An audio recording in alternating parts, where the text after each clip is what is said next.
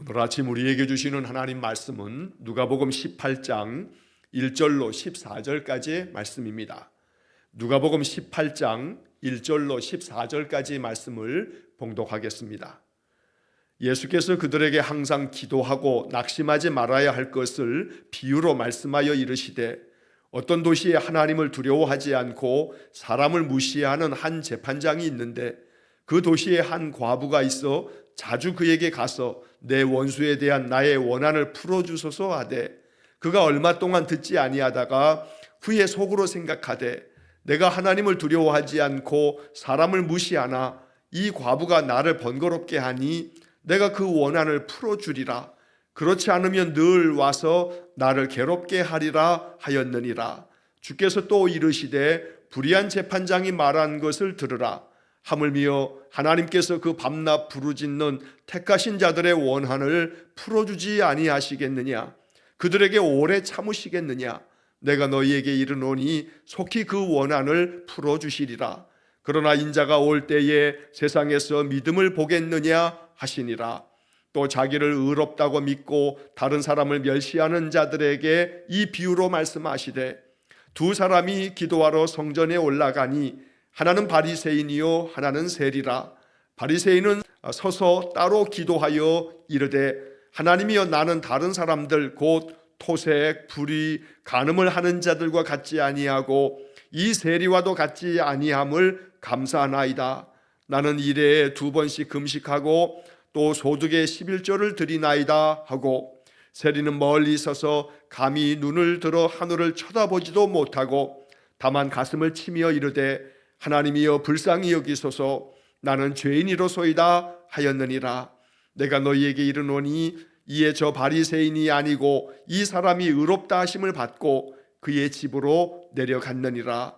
무릇 자기를 높이는 자는 낮아지고 자기를 낮추는 자는 높아지리라 하시니라. 아멘. 자, 오늘 누가복음 18장 1절로 14절까지의 말씀을 읽었습니다.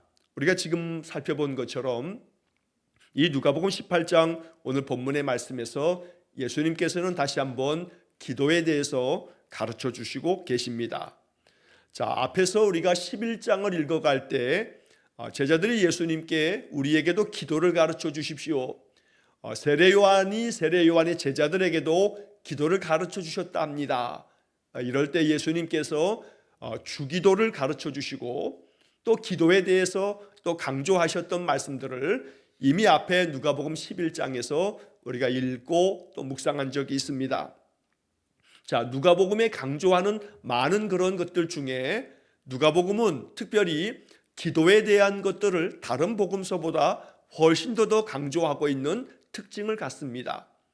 우리가 마태, 마가, 누가, 요한 이렇게 4개의 복음서를 가지고 있는데, 이 4개의 복음서는 각각 그 복음서가 전달되어졌던 첫 번째 독자들, 그러니까 마태는 유대인들을 위해서 기록하였고, 또 마가는 로마에 있는 기독교 신자들을 위해서 복음서를 기록했고, 또 이 누가복음은 헬라인들을 위해서 또 복음이 전달되어지는 그런 복음서로 또 기록되어져 있고, 또 요한복음은 바로 모든 기독교 신자들에게 전해진 그런 복음서로 알려져 있습니다.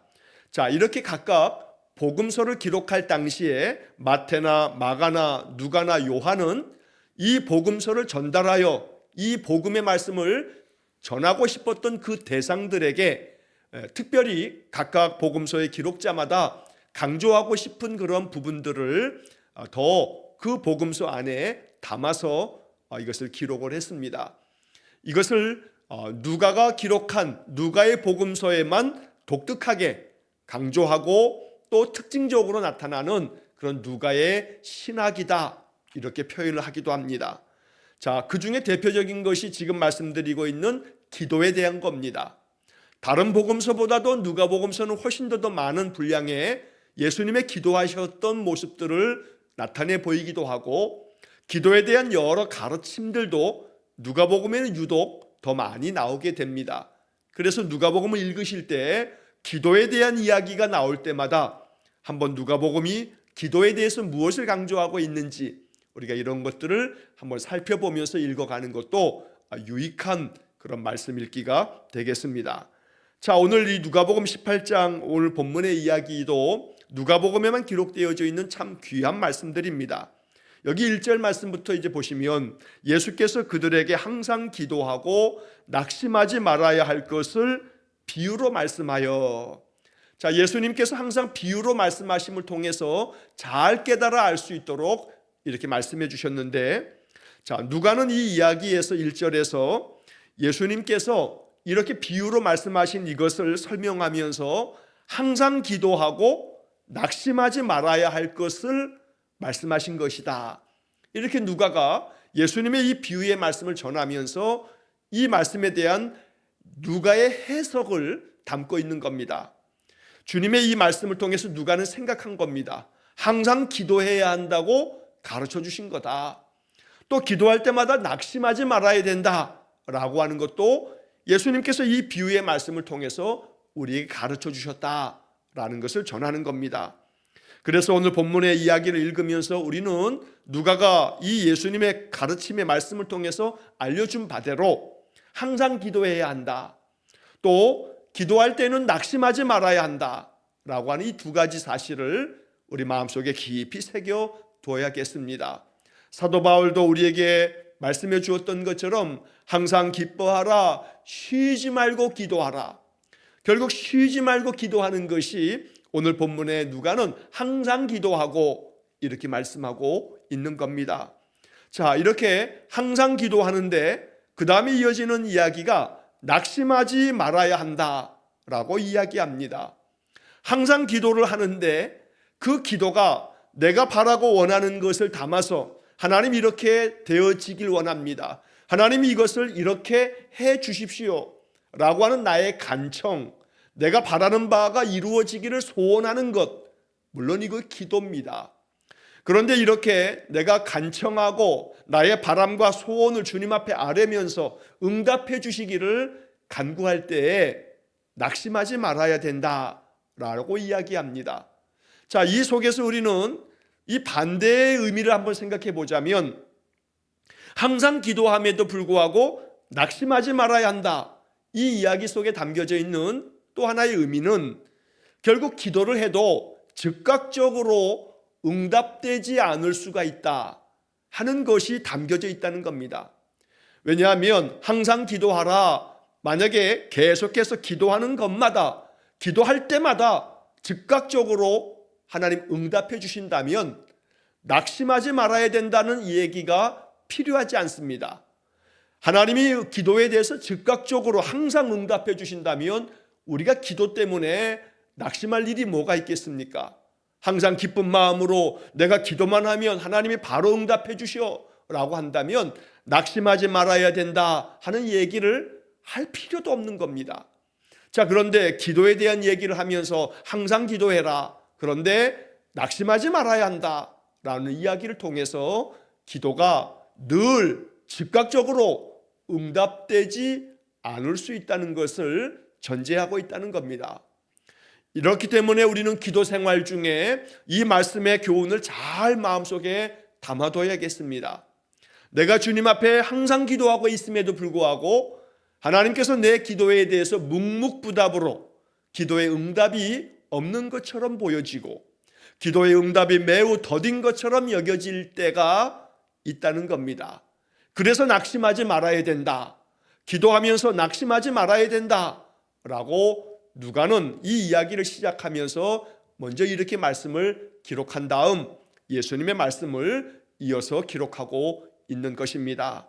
지금까지 기도 생활 중에 나는 기도해도 하나님 내 기도는 듣지 않으시는 것 같아 하고서 마음에 낙심했던 바가 있다면 이 말씀으로 다시 한번 우리의 마음에 영적인 교훈을 얻고 끊임없이 더 많이 주님 앞에 계속해서 기도해야 할 이유를 우리가 이 말씀에서 발견할 수 있기를 간절히 축원합니다.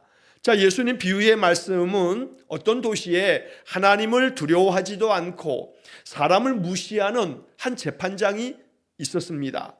자, 그런데 그 재판장에게 많은 사람들이 이제 자신들의 어떤 그런 송사, 재판의 것들을 가지고 나와서 판결해 주기를 원할 것입니다. 그런데 이 재판장이 지금 소개한 것처럼 하나님도 두려워하지 않고 사람도 무시하고, 그러니까 제 마음대로 자기 하고 싶은 대로 판결을 내리는 그런 못된 불의한 재판장입니다. 자, 그런데 그 도시에 한 과부가 있습니다. 이 과부에게 억울한 송사가 있습니다. 억울한 일을 당해서 이 문제를 가지고 재판을 하게 됐고, 그 재판장이 자신의 문제를 좀 변호하고 잘 판결해 주기를 바라는 마음으로 계속 재판장을 찾아갑니다. 하지만 과부이기 때문에, 그 당시만 하더라도 여인은 사람으로서 존중이 여김을 받고 한 사람으로서 인정해주고 대접하는 그런 문화가 아니었습니다.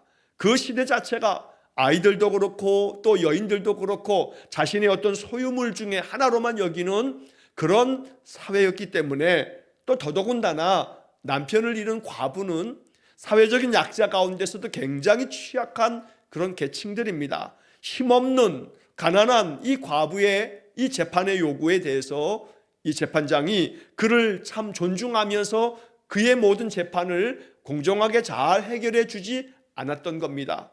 자, 그러니까 이 과부가 계속해서 이 재판장을 찾아갑니다. 자주 그에게 가서 내 원수에 대한 나의 원한을 풀어주소서라고 요청합니다.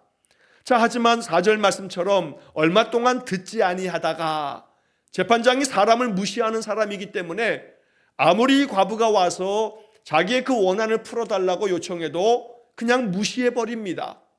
얼마 동안 듣지 아니하다가 라는 이 구절 속에 이미 지금 1절에서 누가가 얘기한 것처럼 우리가 기도해도, 항상 기도해도 낙심하지 말아야 한다. 왜냐하면 얼마 동안 듣지 아니하시는 듯 내 기도에 응답하시지 않을 수도 있기 때문에, 그래서 얼마 동안 이 재판장도 듣지 아니하다가 후에는 속으로 생각하기를, 내가 하나님을 두려워하지 않고 또 사람도 내가 무시하지만 이 과부가 나를 번거롭게 하니 내가 그 원한을 풀어줘야겠다. 그렇지 않으면 늘 와서 나를 괴롭게 하리라. 그래서 이 재판장이 과부의 억울함을 풀어주었다는 겁니다. 사람도 무시하고 하나님도 두려워하지 않아 제멋대로인 이 재판장에게 과부가 하도 가서 번거롭게 하고 귀찮게 하고 이렇게 계속 끊임없이 찾아가다 보니 그냥 그대로 내버려 두면 늘 와서 나를 괴롭게 할 터이니 내가 저 과부의 문제를 빨리 끝내줘야겠다라고 이렇게 하더라는 겁니다. 자, 그러면서 6절에서 주님은 이 비유의 이야기를 이렇게 적용하여 말씀합니다. 불의한 재판장이 말한 것을 들으라. 하물며 하나님께서 그 밤낮 부르짖는 택하신 자들의 원한을 풀어주시지 않겠느냐.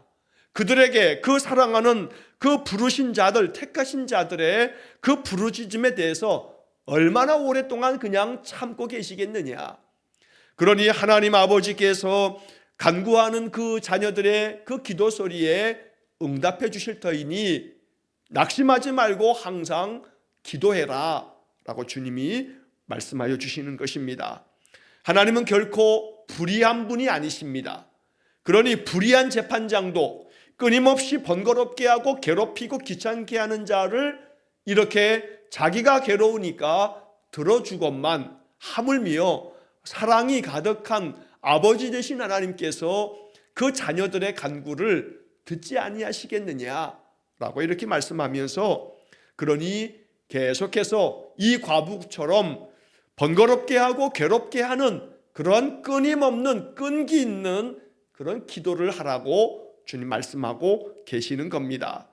그래서 8절 말씀에 내가 너희에게 이르노니 속히 그 원한을 풀어주시리라. 그러나 인자가 올 때에 세상에서 믿음을 보겠느냐. 인자가 올 때에 세상에서 이런 믿음을 보겠느냐. 이렇게 끊임없이 번거롭게 하고 괴롭게 할 그런 사람을 보겠느냐 라고 주님 말씀하시면서, 결국 그런 사람이 있다면, 그런 사람을 내가 찾는다면 그가 항상 기도하고 낙심하지 않는 모습을 보고 내가 그의 모든 간구를 들어주시겠다라고 말씀하시는 겁니다. 자, 우리가 지난 3월 12일 날 누가복음 11장의 이야기를 묵상하면서 그때 본문에 나왔던 그런 말씀 중에 예수님께서 비유로 이런 말씀을 들려주셨습니다.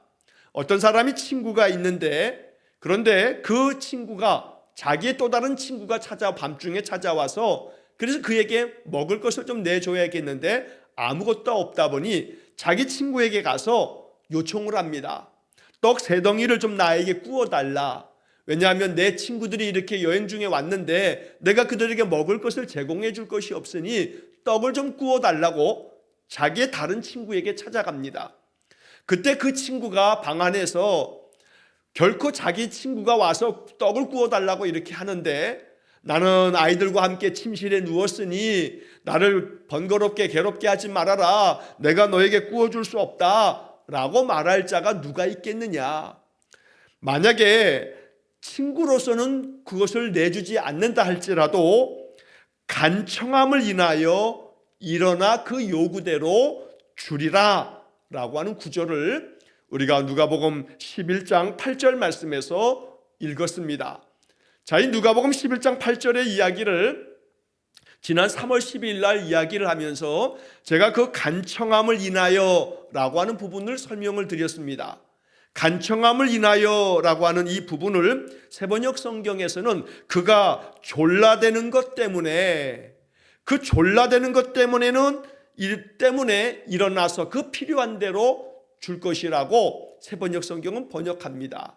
그래서 간청함이라고 하는 것을 세번역은 졸라대는 것이라고 번역을 했고, 또 쉬운 성경에서는 끈질기게 조르기 때문에 일어나 필요한 만큼 줄 것이다 이렇게 번역이 됐습니다. 끈질기게 조르는 것, 이것이 간청함이라고 본문에서 번역이 되었던 겁니다. 그때 제가 간청함이라고 하는 것을 헬란 말로 아나이데이아라고 하는 말을 말씀해 드렸는데, 이 아나이데이아라고 하는 말은 부끄러움 없이 끈질기게 뻔뻔하게 라고 하는 그런 뜻을 갖는 겁니다. 전혀 부끄러워하지 않고 아주 끈질기게 그렇게 자기의 요구를 요청하는 것, 이것이 간청함이라고 번역되어져 있는 그런 단어의 뜻입니다. 자, 누가복음 11장에서 예수님께서 그 기도를 가르쳐 주신 것처럼 이렇게 간청함을 인하여 그 요구한 것을 주리라 말씀하신 것처럼 오늘 본문의 말씀에서도 마찬가지입니다. 이 과부가 불의한 재판장에게 끈질기게 가서 전혀 개의치 아니하고 이렇게 간구하고 또 간구했을 때 그가 그의 그 원한을 풀어주는 것처럼 하물며 하나님 아버지께서 너희가 이렇게 끈질기게 끈기 있게 낙심하지 않고 간구할 때에 그 기도를 응답해 주시지 않겠느냐 말씀하십니다. 우리의 기도 생활이 이와 같기를 간절히 원합니다. 기도가 응답되어지고 하나님께서 내게 응답하시는 것을 내 마음 가운데 깨달아 그 약속을 붙잡고 살아가기 위해 끊임없이 기도하는 삶이 될 수 있기를 주의 이름으로 간절히 축원합니다. 기도하는 삶을 살아야겠습니다. 기도를 통해서 나의 삶을 주님께 맡기고 기도를 통해서 나의 모든 삶을 주님께 의탁하는 그런 삶이 되어야겠습니다. 오늘 공교롭게도 이 누가복음 18장의 말씀을 4월이 시작하는 첫날 우리가 이렇게 읽고 묵상합니다. 지난 주일에도 광고하고 말씀드린 것처럼 우리가 올 한 해 이제부터 매월 첫째 날 월삭 기도회, 한 달의 첫날 하나님 앞에 기도하는 월삭 기도회를 우리가 올해 하고 있습니다.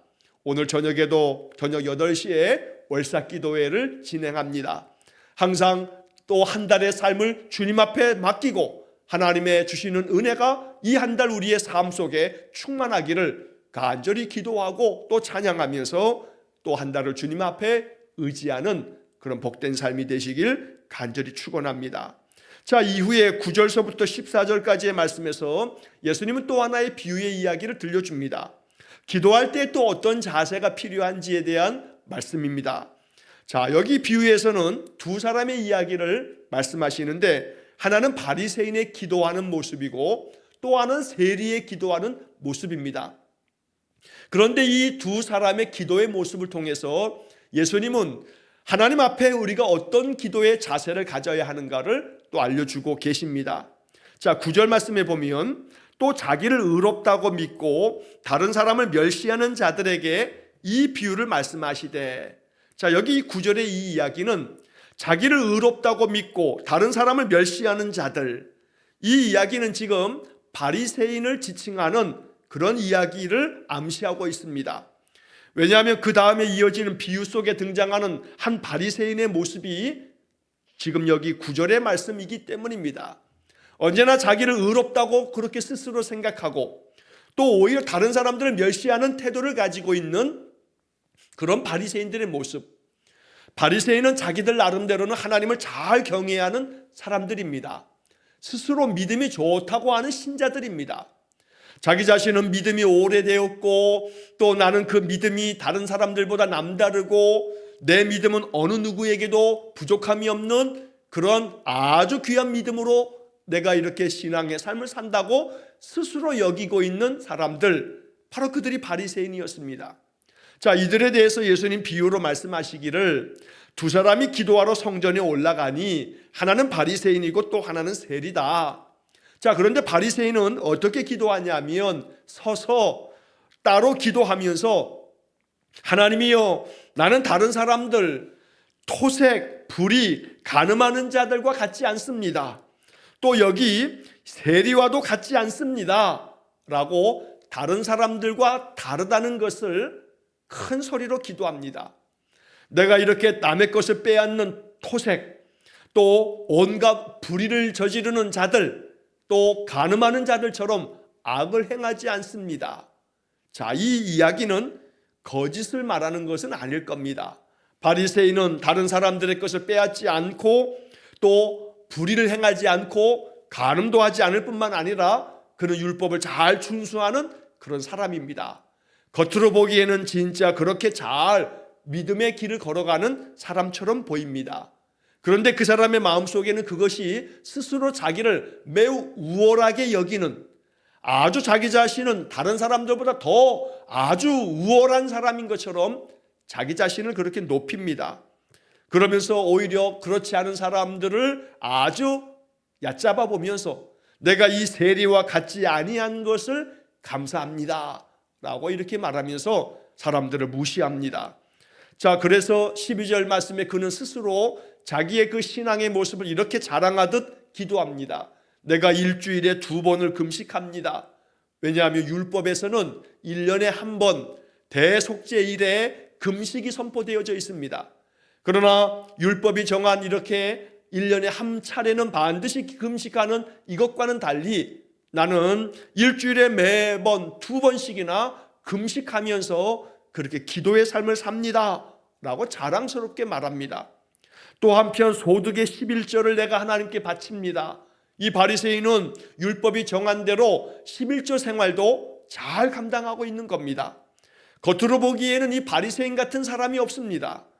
자, 그런데 이렇게 자기 자신을 자랑스럽게 여기면서 기도하였던 바리새인과는 달리 세리는 멀리 서서 감히 눈을 들어 하늘을 쳐다보지도 못하고 자기 가슴을 내리치면서 하나님, 나를 불쌍히 여겨 주십시오. 나는 죄인입니다 라고 세리는 그렇게 스스로 자신의 가슴을 내리치면서 자기의 죄인됨을 고백하면서 불쌍히 여겨달라고 하나님께 기도하는 겁니다. 자, 예수님은 이 두 사람의 이야기를 비유적으로 말씀하시면서 이렇게 말씀합니다. 내가 너희에게 이르노니 저 바리새인이 아니고 이 사람이 의롭다 하심을 받았다. 세리야말로 하나님 앞에 의로운 자라고 인정받게 된다 라고 말씀하는 것입니다. 왜냐하면 그는 하나님 앞에서 자신이 죄인됨을 고백할 줄 알고 자신은 결코 하나님 앞에서 하나님의 은혜가 아니고서는 살 수 없음을 알고 불쌍히 여겨달라고 이렇게 자신의 가슴을 치며 기도하는 겸허한 사람이기에 하나님 앞에서 스스로 죄인됨을 고백하는 이들이 하나님의 죄사함의 은혜를 얻고 의롭다함을 얻게 된다고 말씀하고 계시는 겁니다. 바리새인의 열심과 바리새인의 그러한 종교적인 그런 열정은 어느 누구도 따라오지 못할 만큼 대단한 것이었습니다. 그러나 하나님께서는 겉으로 보여지는 그의 모든 행위가 아무리 열정이 있고 아무리 열심히 있다 할지라도 그 마음 중심이 어떠한가를 하나님 보시는 겁니다. 하나님은 우리 사람들의 중심을 꿰뚫어 보시는 분이기에 우리의 마음 가운데 내가 하나님 앞에 죄인됨을 고백하며 다른 사람들을 얕잡아 보지 아니하고 오히려 나보다 다른 이들을 더 높일 줄 알며 나를 더욱더 낮추고 낮추는 자야말로 하나님 앞에서 아름다운 성도라고 주님 우리에게 말씀해 주시는 겁니다. 그래서 이 비유의 이야기의 마지막 마무리를 예수님이 이렇게 말씀합니다. 무릇 자기를 높이는 자는 낮아지고 자기를 낮추는 자는 높아지리라. 그러니 너희들도 항상 이 세리와 같이 하나님 앞에서 자기를 낮추는 자가 되고 내가 불쌍히 여김을 받아야 할 죄인임을 고백하는 그러한 태도로 하나님께 나아갈 때 하나님의 은혜를 얻게 된다고 말씀하고 계시는 겁니다. 자, 오늘 본문의 말씀을 통해서 기도할 때 어떤 마음으로 기도해야 할지를 우리 마음 깊이 묵상할 수 있기를 축원합니다.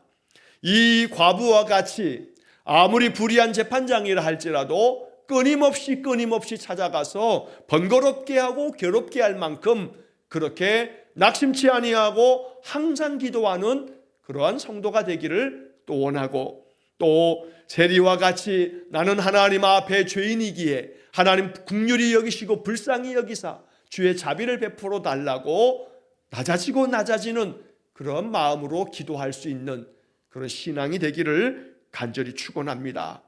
에스겔 22장 30절 말씀에서 에스겔 선지자가 하나님의 말씀을 이렇게 대언합니다. 하나님이 이렇게 말씀하십니다.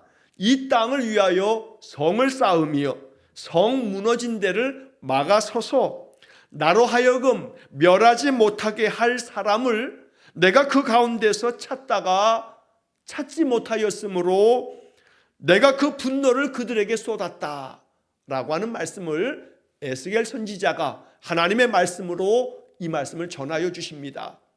그래서 이 이야기 속에서 선지자는 우리에게 이렇게 말씀하는 겁니다.